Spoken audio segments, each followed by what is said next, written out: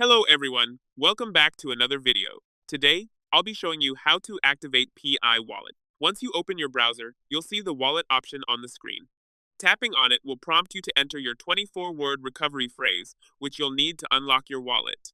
After unlocking, you may see an option that says Activate your wallet. If you've already completed the migration and transfer, this option might not appear. Otherwise, you'll need to activate your wallet before you can use it. When you activate the wallet, your wallet address will appear at the top of the screen. Make sure it's set to mainnet, then proceed with the activation. After refreshing the page, you may notice a small balance, such as 0.98, which confirms that the activation transaction has been completed. Once your Pi wallet is activated, you'll be able to send and receive Pi using this address.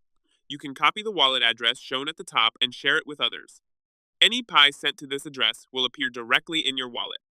If you found this video helpful, don't forget to like and subscribe. Thanks for watching.